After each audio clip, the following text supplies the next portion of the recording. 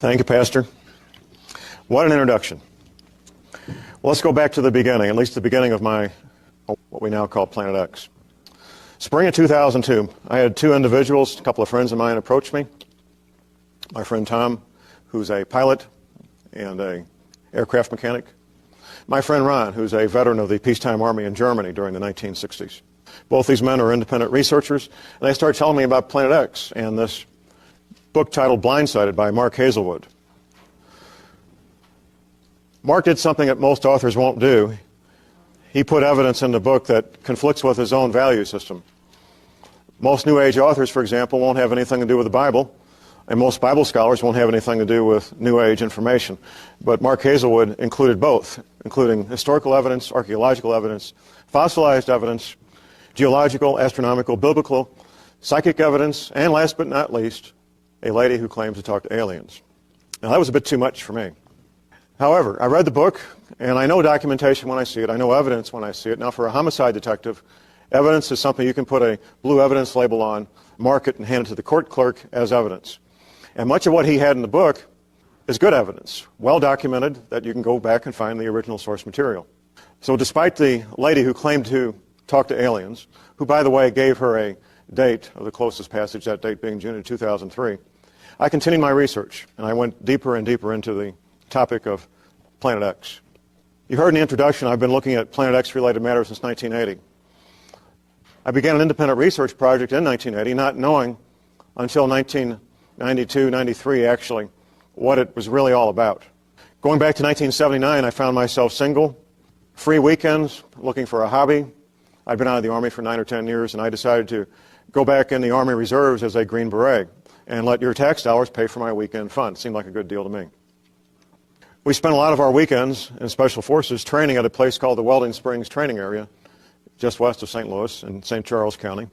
And along about 1980, the Department of Energy announced a Superfund cleanup project out there to clean up nuclear waste. Now, that was my first red flag because of the following. We guys in the Army knew that the military had been working with nuclear material out there for decades.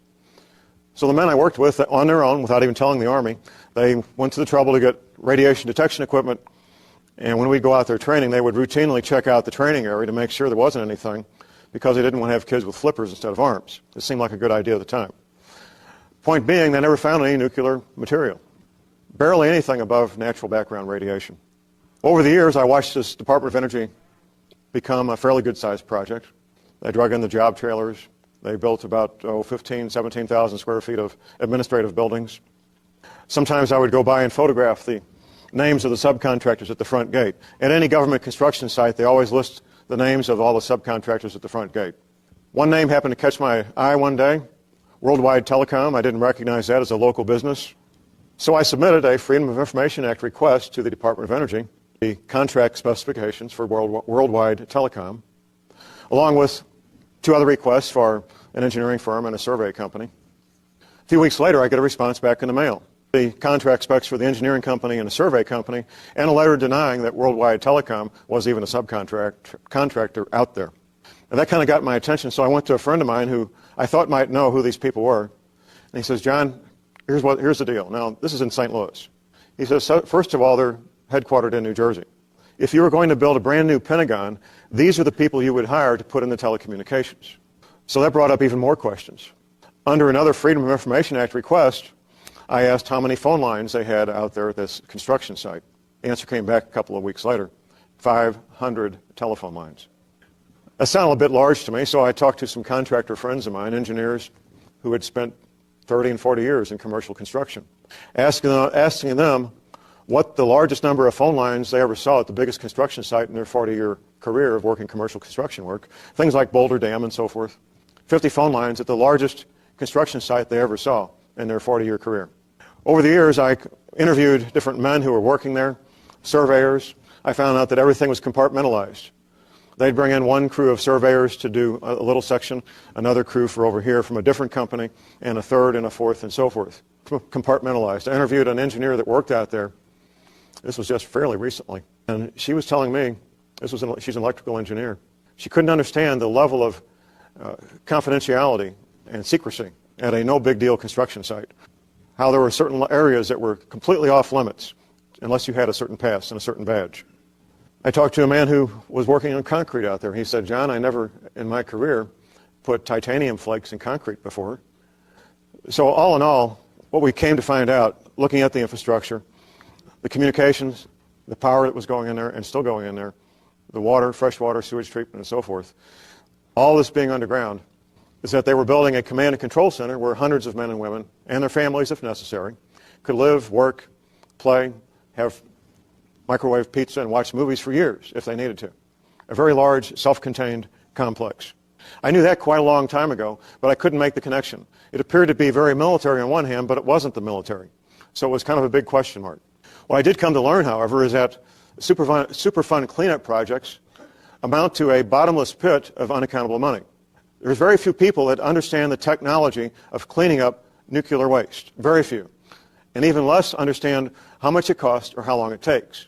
The attitude of the congressman appropriating the money is, how much money do you need? Do you need another 10 million? How long will it take? Take as long as it takes. We want this stuff out of here. No matter how much it costs or how much it takes, we will give you as much money as you need.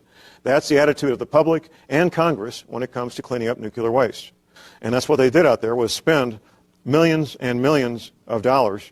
We have any veterans of the U.S. Navy in here? Well, the military in general is a subculture of our American culture. And of course, the Navy is a subculture. However, there's another subculture, and that's the U.S. Navy Submarine Corps. Now, every man who's ever set foot in a submarine as a crew member, whether he's the lowest ranking, least experienced, newest guy on the ship, has the IQ to be an officer. It's a very select group of men. That's not done in very many units. Special Forces happens to be another one. I happen to know two men who served with the United States Submarine Corps, one of them since 1979. I was having lunch with him last summer. I was telling him about Planet X, and he's telling me about the Ross Ice Shelf, ROSS, the Ross Ice Shelf in the Antarctic. And he's telling me about a physics class, a classified physics class taught by a Navy officer over 20 years ago. The Navy officer is now an admiral. What the U.S. Navy was telling the Submarine Corps more than 20 years ago is what will happen when the Ross Ice Shelf and the rest of the ice at the Antarctic melts, that the ocean levels will rise 14 to 32 feet. And it won't be like a bathtub filling with water. There'll be violent storms accompanying the rising ocean levels. I was telling him about Planet X, as I mentioned, and it wasn't until the next day that I realized we were both talking about the same thing. That he was talking about an effect, and I was talking about a cause. There has to be a trigger to cause this ice to melt. And I believe now we know what that trigger is. More recently, I recalled a map that a patient of my wife had showed me, going back 14 years or so. My wife, a chiropractor, has a lot of patients. One of them brought in this map that was prepared by Gordon Michael Scallion, a map that was alleged to be what North America looks like after these waters come up and land has raised and land has sunk beneath the ocean. At the time, I looked at this map and I thought to myself, this is a very nice, full-color fantasy, and this lady needs a tinfoil hat real bad. That was my thought. I didn't have anything else to correlate it to. More recently, however, I remembered this map, and I looked it up on the internet, a small version, about 4 by 5 inches, and I emailed it to my friend in the Submarine Corps. However, I remembered this map, and I looked it up on the internet, a small version, about 4 by 5 inches, and I emailed it to my friend in the Submarine Corps. He emails me back, and he says, John, it's pretty accurate. It's just about exactly what the Navy told us this is going to look like, except most of Wisconsin's gone, according to the Navy, and it's not on this map. Now, this map shows large portions of the United States being underwater. Parts of the East Coast, about half of Florida, most of Louisiana, an inland sea, according to both the Navy and my friend, stretching from the Great Lakes to Hudson Bay, uninterrupted. Mississippi River, coming up from what used to be New Orleans, almost up to Memphis, 5 to 10 times wider than it is now. A couple of months ago, I was lecturer at a college class, along with another gentleman who spent 20 years in military intelligence with the Air Force. This gentleman did a 3-year tour of duty with the Submarine Corps. Dinner afterwards, and I bring up the topic of the Ross Ice Shelf. His wife's sitting next to me, and he starts telling me about what he knew about the Ross Ice Shelf, basically parallel to what my friend told me a few months previously. Then his wife pipes up and says, well, when it came time to retire, the gentleman's working in the Pentagon. They could move anywhere in the United States. They'd been a military family for 20 years and were used to living all over and had friends literally all over the country. When it came time to pick their retirement home, they specifically picked the Missouri, Arkansas Ozarks because of the altitude and because of what the U.S. Navy told them about rising waters. My friend also, that I had lunch with last year, he also picked the Arkansas Ozarks because of what the U.S. Navy told him in classified briefings about rising water. Being on the road the past week, I've bumped into a number of people who know the zip codes, just because they sell insurance, for example. A lot of records are kept by zip codes. And there is a noticeable increase of military retirees living in the zip codes that comprise the Missouri, Arkansas Ozarks, especially Navy veterans. For those who need a little more evidence they can get their arms around, the Pentagon issued a report in October 2003. I need to read this to you because you can't possibly memorize something as convoluted as this.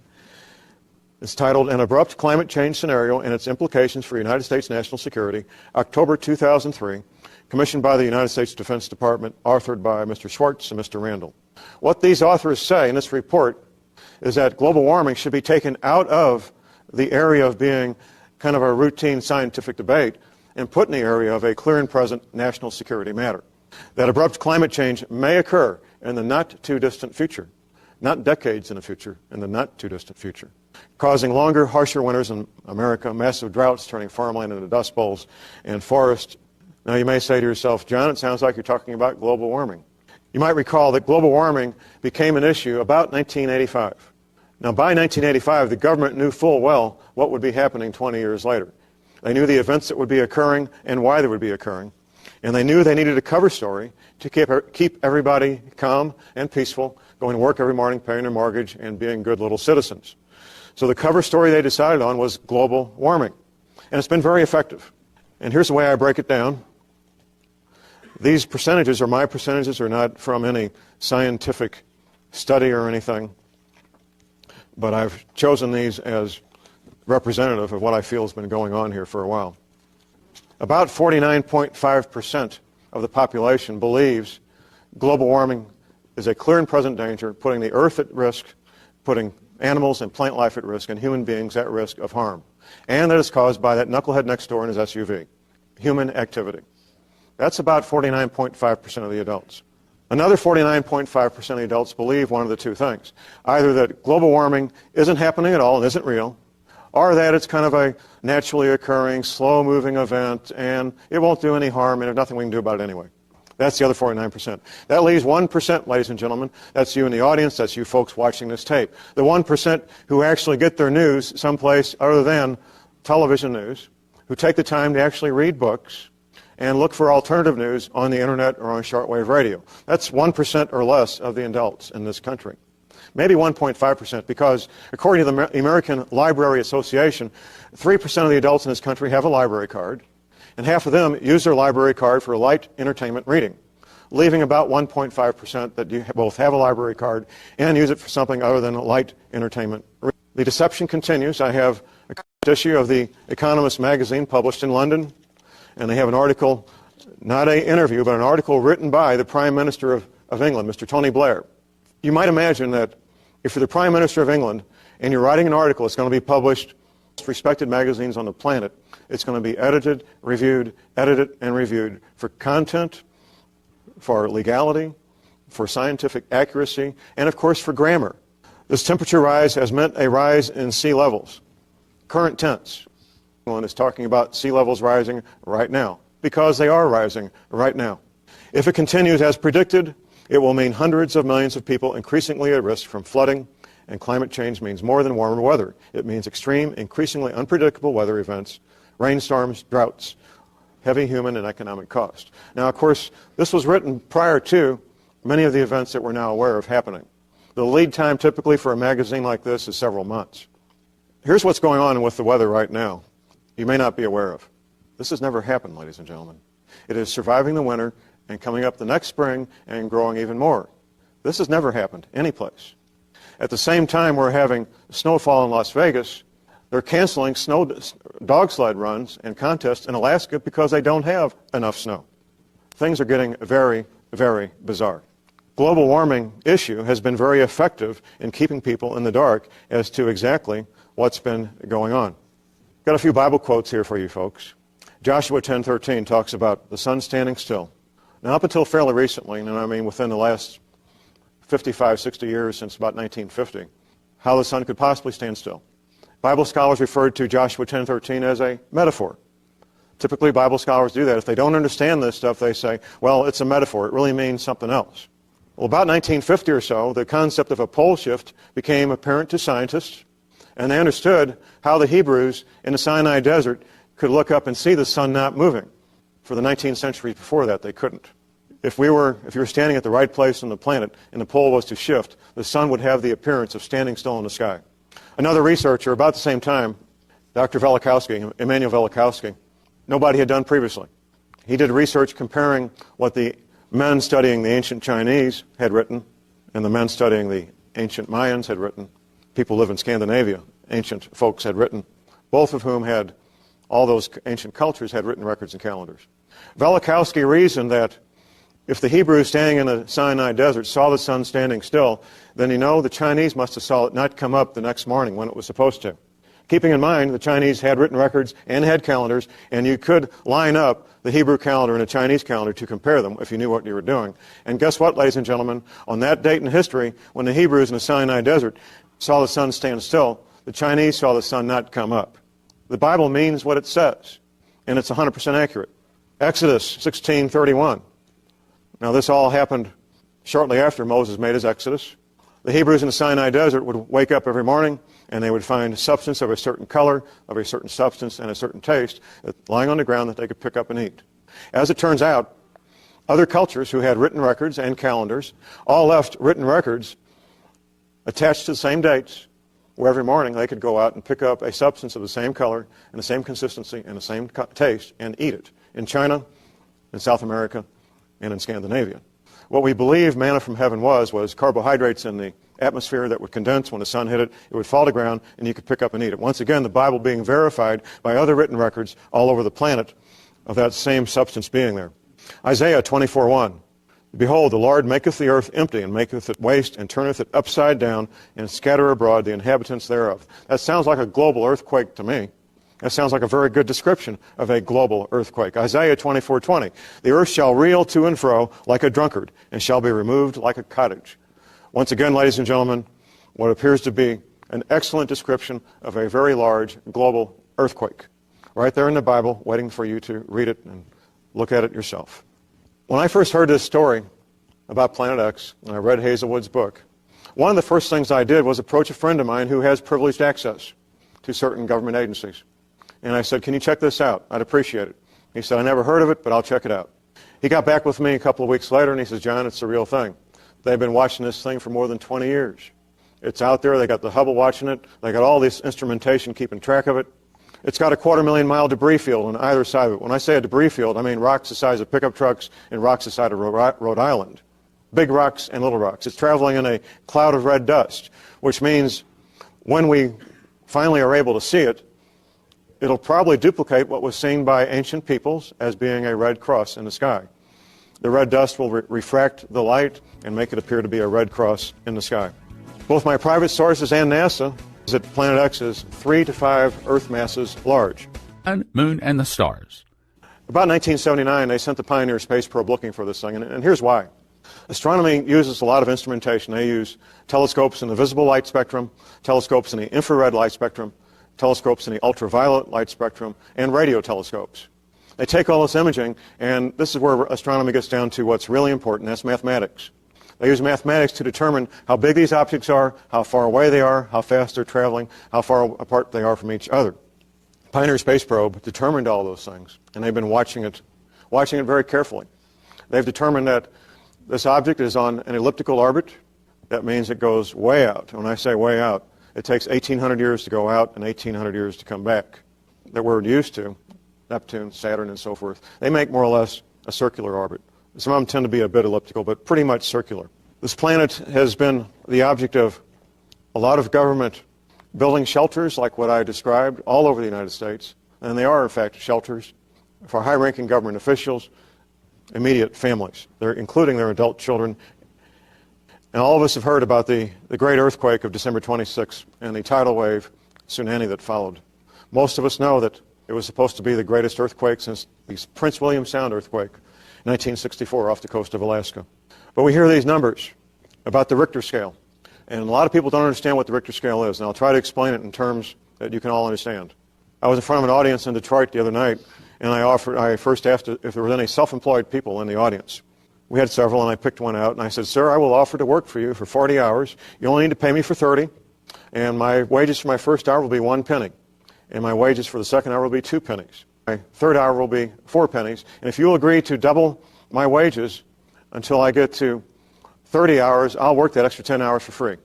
By the time you're to 30 hours, ladies and gentlemen, doubling that penny, you're about $4 million.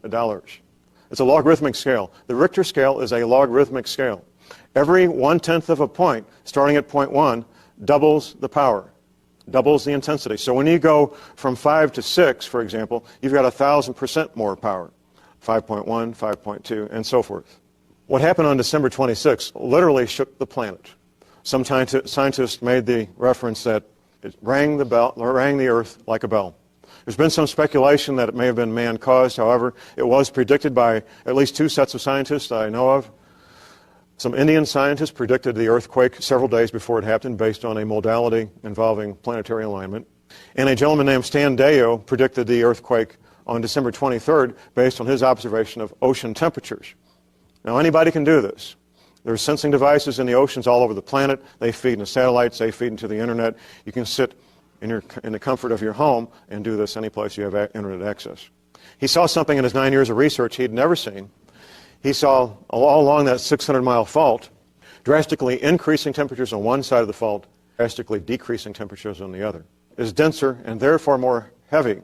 When he saw that temperature difference along that fault, that's when he issued his warning, because he knew that was probably going to trigger an earthquake. And of course, it did. I need to explain a little bit more about what Planet X is. We've kind of been dancing around the topic here a little bit. Every 3,600 years, which has both the characteristics of a planet and the characteristics of a comet, comes through our solar system. It's well documented in the Bible, fairly well documented around the time of Moses' exodus out of Egypt. The following things, all of them can happen, or some of them. Global warming, melting polar ice, rising ocean levels, possibly a pole shift, drastic climate changes, storms with torrential rains, 200-mile-an-hour winds, meteor strikes, volcanoes, earthquakes, tidal waves, land masses rising from the ocean, land masses sinking from the ocean. And I'm going to go over some of these things in detail. Power grids being shut down, satellite communication disruptions. We know that because of the solar activity. Now, to a certain extent, we're already seeing most of these things already happening. There's little doubt that global warming is now taking place. I think even the strongest doubting Thomases now believe that is the case. I was reading in the Smithsonian Magazine recently about a small island nation that is losing a lot of square feet almost every day due to rising ocean levels. Meteor strikes. Apparently there's been a lot more of them through history than we were ever aware of. I'm a Missouri resident, and I managed to live 55 years without knowing we had a 12-mile diameter meteor crater in Missouri, which just happens to line up with a whole string of meteor craters. If you start at the meteor crater in Arizona, that's the old Route 66 tourist attraction, and connect the dots, connect the meteor craters, they string all the way across the United States. Fairly large meteor craters. There's always several dozen volcanoes going off on this planet at any given time. That's pretty much the way things have always been. It appears, though, that we have more volcanoes at the same time with more severity now than we've ever had at the same time. It wasn't so long ago, a couple of years ago, when if there was a foot of rain, it was major news. It was really major news. Now it's become almost routine. 12 inches of rain has become something that still makes the news, but hardly like it did before. On my speaking tour, I was up in parts of the Northeast, especially Detroit, where the largest power outage in the history of this country knocked out power. The government's explanations got to the point where nobody was trusting or believing what they said. First they said it was Canada was the reason. Canada let us know real quick that they weren't the reason. Then they said it was a squirrel. Then they said it was a stick. Then they said something happened in a power plant in Ohio. And I don't think we still know to this day exactly why the power went out to all those millions of people. We do know, however, solar activity, solar flares, can knock out power grids. That's well documented that they can do that. We need to talk a little bit about Alaska. I was just reading a New York Times article. It's been published several years ago, back in 2002. And the details, as they say, is where the devil is. The details are in the devil.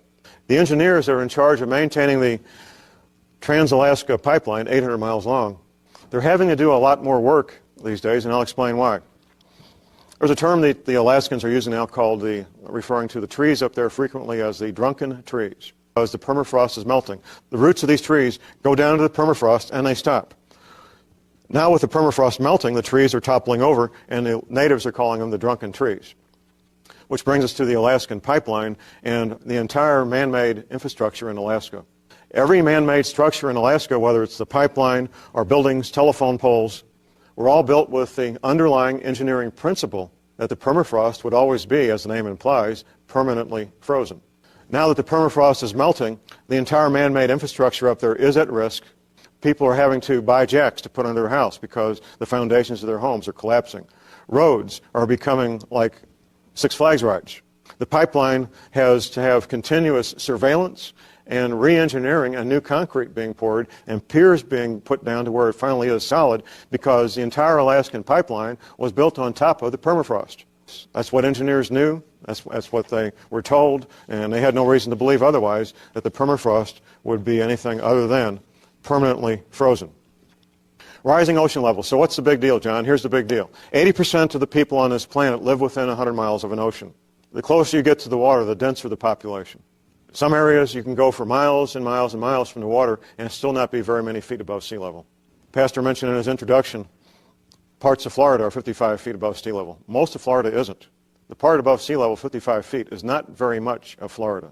What's at risk when the ocean levels rise is the infrastructure that has the port facilities for ocean-going ships, the ships that move the bulk loads of corn and wheat and soybeans, the ships that move the bulk petroleum products and the coal and the lumber and the iron ore, all the things that modern society needs to function.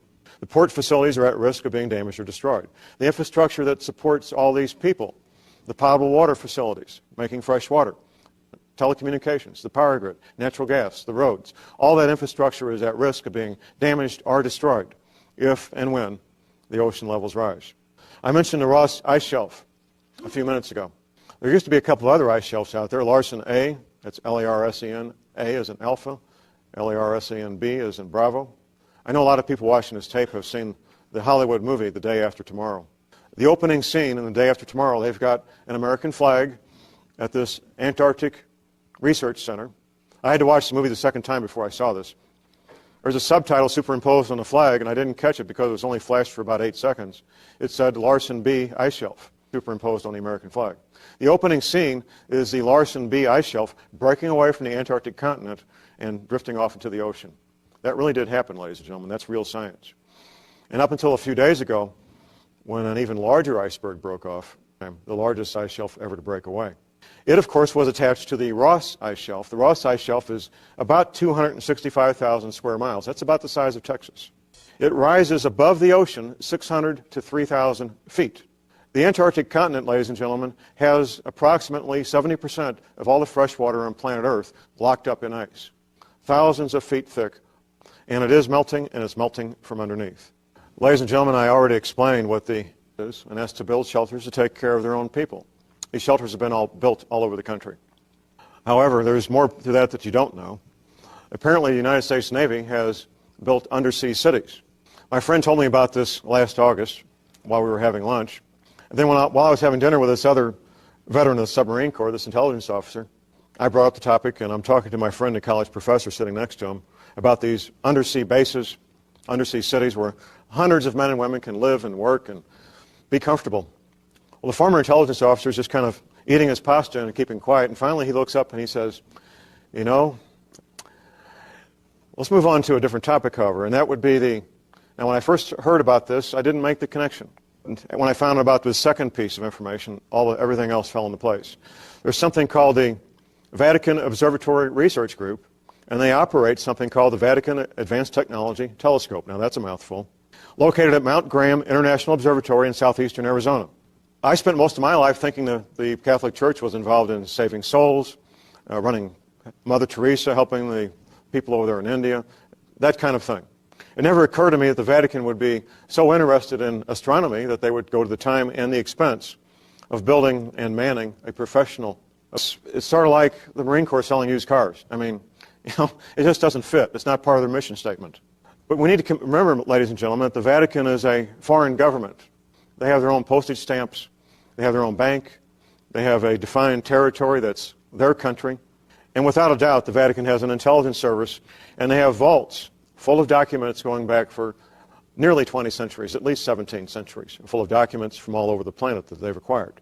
Back in 1999, an engineer friend of mine, radio frequency engineer, was retained by the Sisters of St. Agnes in St. Louis. Now, this is a Catholic order, and for several $1,000s a month, you will be well cared for. It's a very nice place. My friend, the RF engineer, radio frequency engineer, this is the kind of guy that you could hire to come in and set up a 50,000-watt commercial radio station. He really knows his stuff. The contract with the Sisters of St. Agnes was to two-way radio communications at this facility in St. Louis to talk to the Vatican in Rome halfway around the planet. Now, we're not talking, ladies and gentlemen, about 10-4 Good Buddy CB equipment here.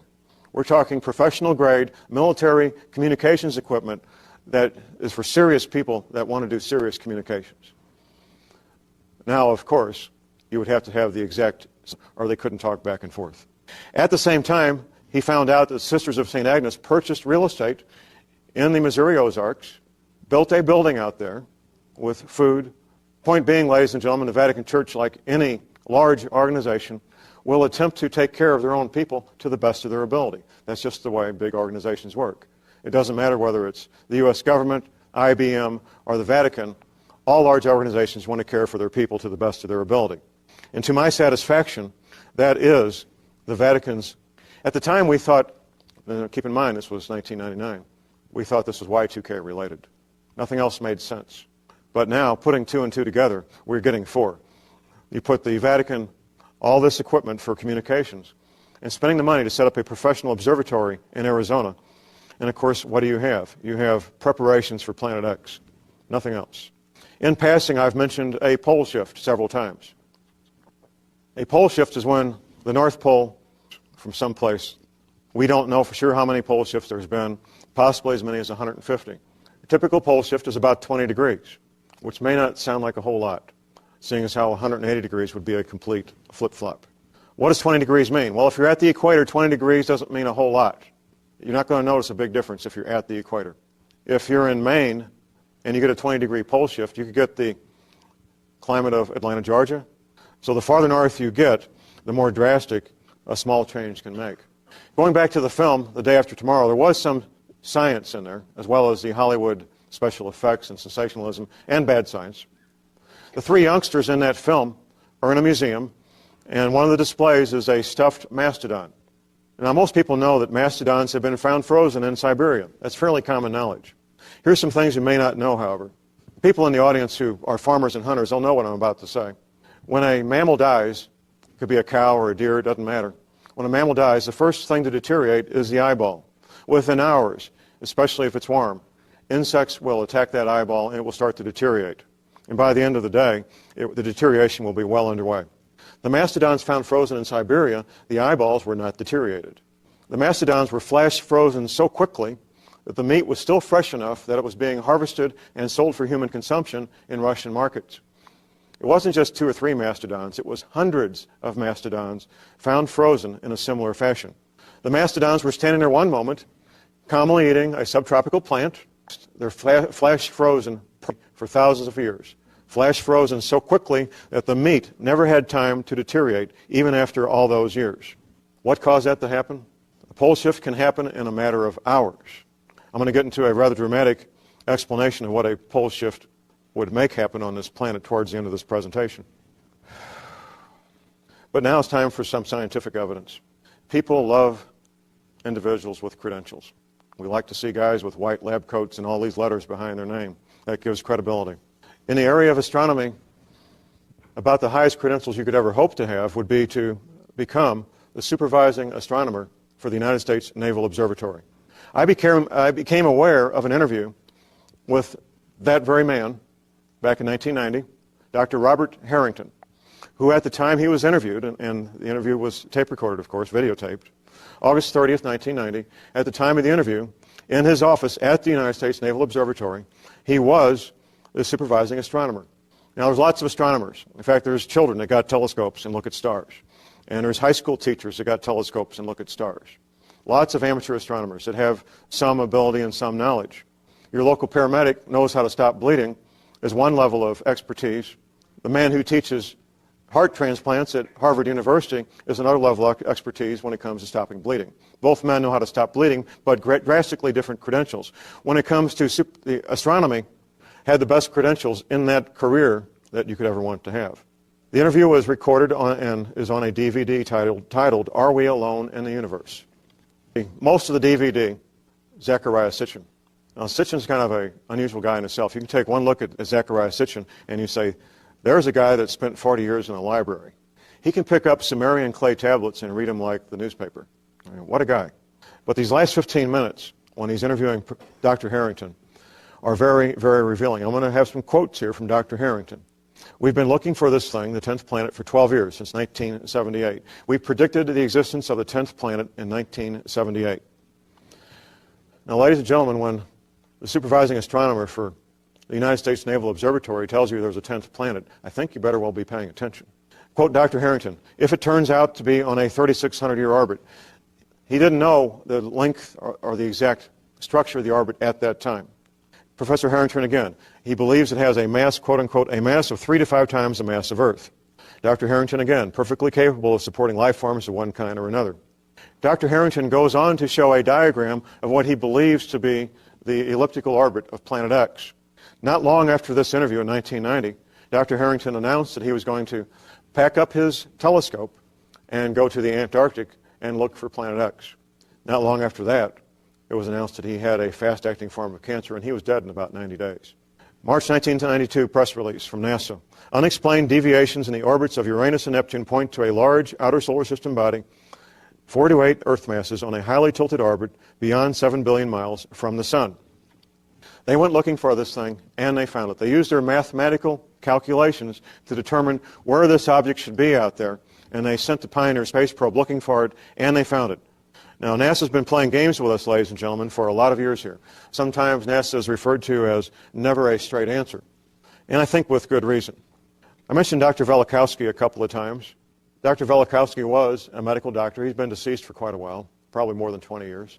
He started writing his books about 1950, Earth in Upheaval.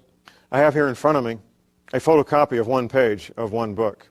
Now, what this one page does is summarize hundreds and hundreds of reports and facts and figures of what happens during a pole shift, based on real research by real scientists, based on digging up evidence that demonstrates what happens during a pole shift. This one page but it paints a very good word picture as to what would happen.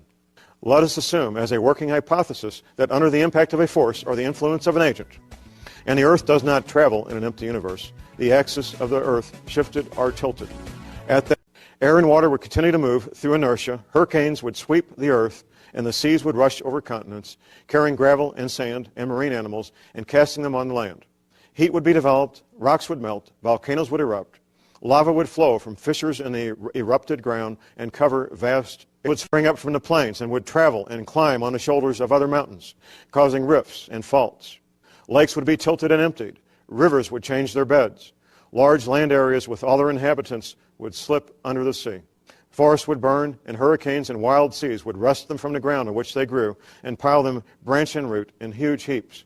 Seas would turn into deserts, their waters rolling away. If a change in the velocity of the rotation, slowing it down, should accompany the shifting of the axis, the water confined to the equatorial oceans by centrifugal force would retreat to the poles, and high tides and hurricanes would rush from pole to pole, carrying reindeer and seals to the tropics, and desert lions into the Arctic, moving from the equator to the mountain ridges of the Himalayas, and down the African jungles, and crumpled rocks torn from splintering mountains would be scattered over large distances, and herds of animals would be washed from the plains of Siberia. The shifting of the axis would also change the climate of every place, leaving corals in Newfoundland, elephants in Alaska, fig trees in northern Greenland, and luxuriant forests in Antarctica. In the event of a rapid shift of the axis, many species and genera of animals on land and in the sea would be destroyed, and civilizations would be reduced to ruins. Now, 50 years ago, there was a lot of speculation in here as far as the average person was concerned. Civilization slipping into the sea. You know, ladies and gentlemen, since World War II, new sport of scuba diving, which didn't exist prior to World War II. We have imaging techniques to look through the oceans and see what's down there. Just fairly recently, a city was found stretching between the island of Okinawa and the main islands of Japan. We have very large stone buildings. I've seen photographs of some of these buildings with scuba divers next to them. The scuba divers look like little toy soldiers compared to these large stone buildings. Stone buildings have been found under the sea in the Caribbean. The ancient city of Alexandria, Egypt, has been found just off the coast of Egypt in the Mediterranean. And the list goes on and on and on of man-made structures being found under the ocean all over the planet. The bones of animals have been found in caves to their final resting place, but apparently crushed and jumbled together under a huge force, most likely water, crushed and jumbled together. You dig down through the permafrost in Alaska that I mentioned earlier, and you do, in fact, find tropical plants. Christopher Columbus, it's been known, had maps when he went on his journey to find the New World. Had maps showing the Antarctic continent. Now, it wasn't until after World War II that we had the imaging technology to see through the ice and tell where the land stopped and the ocean began. Once we had that imaging technology, scientists could prove the accuracy of the maps that Christopher Columbus had in his possession. Maps which were made from much older maps. In fact, similar maps were found on dusty shelves in Constantinople. To understand this issue, ladies and gentlemen, you're going to have to do your own homework. The best living scientist that I know on this topic is Professor James McCanney, MS. The two books I most recommend are Planet X, Comets and Earth Changes, and Surviving Planet X Passage. I highly recommend, in addition, Atlantis to Tesla and Principia Meteorologica, that's a mouthful, The Physics of Sun-Earth Weather. I recommend some other books, but those are the main ones. Weather people have been telling you on radio and TV about the weather is only half the truth. What they'll tell you is that all weather on planet Earth is caused by the sun. What they'll tell you is the sun has become a lot more active, and that is true. What they won't tell you, however, is the reason the sun is becoming more active. There's a vast new source of energy interacting with our sun and causing it to become more active. It's been known for a number of decades. Our sun goes through an 11-year cycle of increasing solar activity to a high point for 11 years and then decreasing solar activity for 11 years to a low point about 3 years ago. 3 years ago in this case. And solar activity continues to get higher and higher levels of M-class flares and X-class flares, sunspots, all the things which create the weather that we have on planet Earth. So you would be well advised, all of you out there watching this tape, to do your own homework and come to understand what these issues really are and why our weather is doing what it is doing. One of the things that happened to me when I started researching this will happen to most of you if you don't get this warning first, and that's to not go down the rabbit trail of looking for a date. I'm pretty convinced at this point that a date doesn't matter. A particular month doesn't matter. It becomes clear pretty quickly that the two most dangerous points are the closest passage going past Earth into the solar system, past us, behind the sun, and then once again when it comes back out on the other side of the sun. These events have been going on. When I say these events, Earth changes events involving bizarre weather events have been going on now for well more than 2 years, and I fully expect them to go on for several more years. How many more years, I can't say. There will be times when it gets a lot more violent, and there will be times of a bit more peace, I believe. Some people believe that haven't looked at this very carefully that Planet X may hit the Earth. No, that won't happen. It hasn't happened yet. It's been swinging through here every 3,600 years. The odds of us hitting us are remote, and if it did, we all go to meet Jesus, and that's the end of that, and nothing to worry about. A member of the audience wants to know how long will it be before millions begin to die. What happened on December 26th, the beginning point of that, I've seen numbers ranging from 250,000 to 500,000 dead right now. Some of these areas are so remote that when a rescue helicopter went to land on one of these islands, it was attacked by natives with bows and arrows. They aren't used to seeing anybody from the outside world. The countries where these people live did not know how many people lived there before, so how could they possibly know how many people were there after the tsunami or could have been killed? A member of the audience wants to know, will we ever be able to see Planet X? The answer is yes, to the best of my knowledge, we will. Up from the south now, if you say this is the sun, all our planets go around more or less on a flat plane. This planet comes up from the south, from our south pole, goes behind our sun, comes back down. For quite a period of time, you'll be able to see Planet X, probably from your own backyard without any instruments of any kind. Something as large as 3 to 5 times the mass of Earth is something you can't hide. So, ladies and gentlemen, just to recap this portion of it real quick, Don't go looking for a date. Don't get too worried about. All right, let's turn to Luke 21:25. I want to show you some things that I believe God has shown me in the Scriptures regarding the end times. And let me just clarify. Based upon the information that John has shown us here, we're going to continue to see more really strange things with the weather. Continue to see the earth begin to fall apart. Because I do not believe God is destroying the earth. I believe the earth is already messed up from the way it was before the fall. And I think God is just restoring all things. I know that the Bible says there's going to be a time when there will be no more sea. I want you to think about this, that we can't even begin to understand how God can do these kind of things. We don't understand, but He has a way, a higher way, a better way, and it's good. It's not bad news. It's nothing to be afraid of. And when everything in the sea dies, that everything, there'll be no more sea. And it says you'll be able to walk across the Euphrates with your sandals on and not get your feet wet. And it says every high place is going to fall. Every valley or every low place is going to raise up. There'll be no more sea. In other words, the earth is going to be a perfect ball. I believe it's going to be better than it ever was in the Garden of Eden. It's going to be like a Garden of Eden all the way around the earth. It's going to be perfect once again. As I was starting to say, I don't think that we can say conclusively that there is a planet X. I can possibly see of. Stan, are you saying you believe in planet X? But I know this, something like, but I can say this is going to happen. I can say it's going to be bad for the sinners, and it's going to be good for the kingdom of God. I can say that God is going to supernaturally gather and protect His own in this time of trouble. And the reason He's sending it, if our heart is after this world and the things of this world, then we're not going to like the things that we're going to see. But if our heart is after righteousness, if our heart is after the kingdom of God, if our heart is after souls, understand as we go through this, protect us. I want to say that again. God is going to protect us as we go through these times. It's not going to be as bad as some people think. It's going to be worse. That our God knows how to deliver sinners, and He knows how to deliver the righteous out of the hands of the sinners. He knows how, because we're not appointed to wrath. Okay, now with that in mind, Luke 21:25. And it says, and there shall be signs in the sun. I want you to look at these four things. I want you to remember this thing. The most talked about events in all of Bible prophecy. Four things. The sun, the moon, the stars, and the heavens, or the constellations. Four things. You'll notice this all through the talk. I also want you to notice the word clouds. Everyone say the word clouds, okay? I want you to notice as we go through this, the clouds, because Jesus is associated. All through this, you're going to notice the sun. And notice as we go through this, the clouds, because Jesus is associated. All through this, you're going to notice the sun, moon, stars. Something happens with the sun, moon, stars, and the heavens or the constellations. And there should be signs. Now, that's not go, that's not stop, that's not yield, that's not one way. In other words, there's going to be something going on up in the heavens. What that just said was there's three levels. The moon is on one level. The sun is further out. And then even further out than the sun is the stars. So these are signs in three levels. How many levels of heaven are there?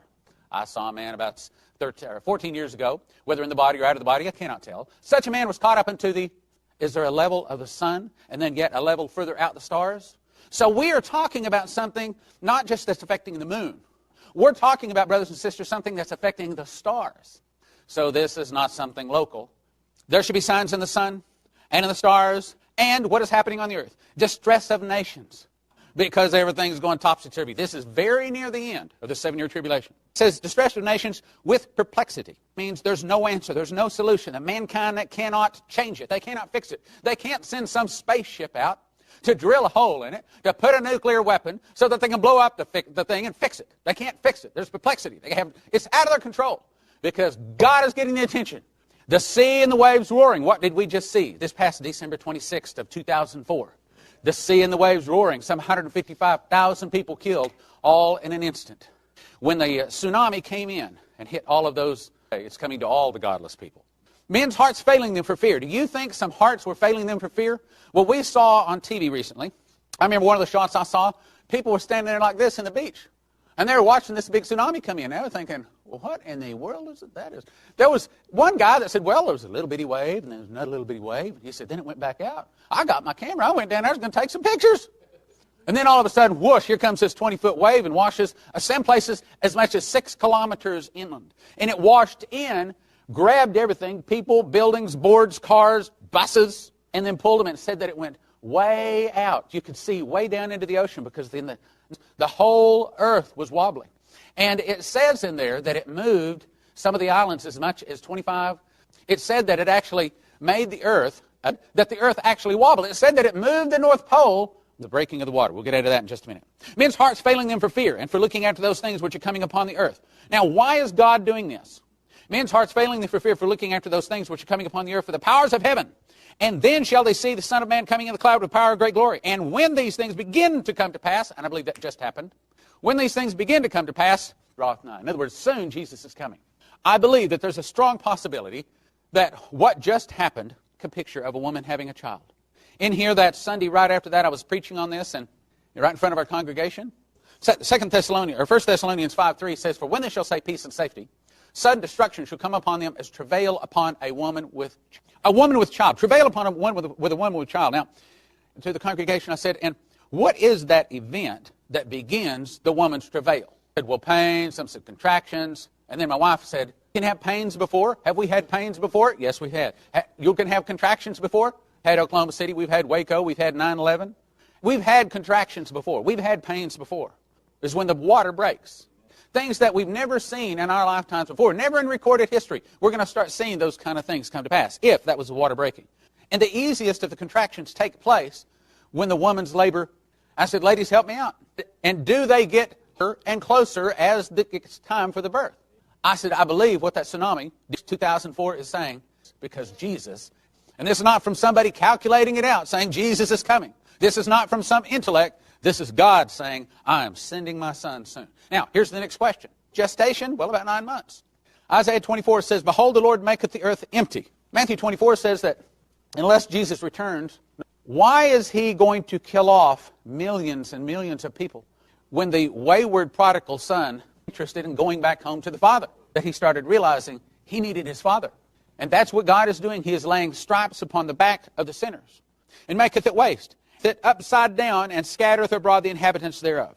Real interesting how God has supernaturally, I believe, shown me a couple of things on TV. I saw a special, something like the Discovery Channel or something like that. And they were in Hawaii, where there's active volcanoes right now. And that lava is bubbling out of those volcanoes right now. And they said that when it bubbles out, and they solidify, and they're aimed that direction. In other words, probably what happened in the flood is the North Pole was the South Pole, North Pole, vice versa. And what the Bible says is they're going to do this. Again, that's what it's saying. With it upside down, and scattereth abroad the inhabitants thereof.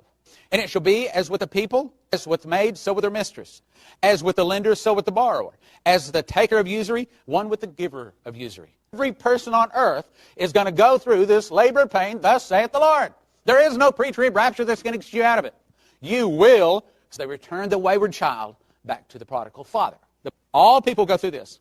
The land shall be utterly emptied, utterly spoiled, for the Lord hath spoken his word. See, this world, this earth that we have right now, that is all messed up, all full of sin. I mean, look at our bodies. We can barely live 70 years. These bodies were originally designed to live forever.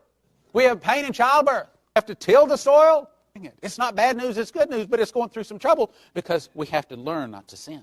The word languisheth and fadeth away. The haughty people of the earth do languish, defiled unto the inhabitants thereof, because they have transgressed. Here it is. Changed the ordinance. Curse devoured the earth, and they that dwell therein are desolate. Therefore the inhabitants of the earth are burned. How can you burn everybody on earth? How in the world can you burn? Well, the Bible says that horrible malignant sores will break out on people towards the end of the tribulation. They're burned. Few men left. The city of confusion. That's why God calls us Babylon, because we opened our borders to all kinds of other gods. And in the president's inauguration speech, he mentioned the Quran. Open, equal. You see, they want all gods to be equal. All pathways to God. No. City council, and I said here in town, they were thinking about coming up and passing a law that you cannot discriminate against gays and homosexuals. And I went down among many of the other. Matter of fact, there's 125 people signed up, and I was number 62. I said several things, but one of the things I said was, you know, you can go to Saudi Arabia, and I said, I can tell you churches are almost non-existent. There's probably less than in the whole nation. So I only knew of one, and I believe that's one of the most populated cities of the entire world, in Tokyo. I would say this, and this is what I said to him. I said, so if you want to be a Buddhist, if you want to be a Muslim, move to Saudi Arabia. If you want to be a Christian, but if you want to be a sodomite, don't make this nation. Oh, how I wish I could have been there the day that they were writing the Declaration of Independence. Changed. Had I said, boys, verse 20, Isaiah 24:10. The city of confusion, that's America. We're all confused about who is God. It's broken down. Every house is shut up. Why are they shutting up the houses? Are falling. I believe that there's all kinds of cataclysms and people are hiding. Every house is shut up that no man may come in. It shall be in the midst of the land among the people. There shall be as the shaking of an olive tree. Okay, what do? I mean, they have big machines now that go up and grab these trees by the trunk and shake them like that. Shaking of an olive tree. And as the gleaning of grapes, when the vintage is done, you see, God is telling us what He's doing. He's getting the fruit to fall off of the tree. And see, that's what He's doing. He's shaking the world. That he who fleeth from the noise of the fear shall fall into the pit. In other words, there's not going to be any way physically in the natural you're going to be able to protect yourself. But out of the midst of the pit shall be taken in the snare, for the windows of heaven are open. This is going to be a time of supernatural things going on. A time when all kinds of miracles and signs and wonders take place. When He answers a prayer before we even get done saying it. We don't even get to the period at the end of the sentence before we see the prayer coming to pass. Because it is a great end-time battle of strength about who is God. Who is God? Satan? That's what it's really all about. And yes, we're going to see Satan and his man, the Antichrist, be able to call down fire out of the heaven. But see, God hadn't told you what He's doing. He's going to show His might. And behold, I shall cause them to know my might, and they shall know that my name is... The foundations of the earth do shake. Isaiah 24:19, the earth is utterly broken down. The earth is clean dissolved. The earth is moved exceedingly. It is going to be a great shaking. There's not going to be anybody in town that is not going to be a part of this. The earth shall reel to and fro like a drunkard, and shall be removed like a cottage. Now that word like a cottage means it's going to be wobbling all over. I mean, we're going to see tsunamis like you can't believe. The sun going out, getting 7 times hotter and then going out. Everybody is going to be a part. And the transgression there shall be heavy upon it, and not rise again. In other words, this will fall and it will not rise again. Then He will make a new heaven. It will come to pass that day that the Lord shall punish the host of the high ones that are on high. In other words, the leaders of the New World Order, the leaders that have corrupted and destroyed the earth. As Henry Groover was shown one of his visions. Gather sinners into cities marked for destruction. To supernaturally gather, He gathers the sinners for protection, He gathers the wheat or the righteous into cities marked for protection. He's going to gather the sinners into the pit. I remember when I was, March of 1988, when I was driving Dimitri Duduman and his grandson and interpreter Michael Boldea around. For 2 weeks, I drove him around where he spoke and gave his testimony, and I told him the name, it was Kaw River, Missouri River, whatever river it was. We'd look at the sign. Sometimes we had to even turn around and look at the sign back behind us, see the name of the river. And after a couple of days of this, finally I said, why do you ask the name of the river every time we pass it?